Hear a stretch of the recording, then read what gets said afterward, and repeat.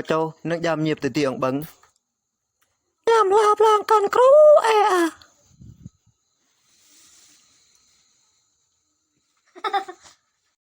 Tôi sẽ giải thích RI cộng RI. Mày không chịu học mày. Giỡn mày, giờ học mày đừng có giỡn. Thời đang dạy là phải nghe, đừng có giỡn. Giỡn cho mày một chó một tay nữa, bây giờ giống một thằng kia luôn á. Yang bre số ấy điện thoại đa. Có chẳng số ấy là chẳng liên lạc. Mỏ số có khung mỏ có dọa trắng đen. Ơi, ở đây lăng là đọ eo bre com nằm mỏ ruồi ya bre com nằm trà lăng ấy chẳng ngã bài e cái cô đi mở thời mở Bơ mông. Thì nhà tục pet cái này. Ông nát lăng vậy, trơn lăng vậy. Ya nhà pet kram đẻ sân này. Thọ pe rọ hả? Như tục pet verse cái này.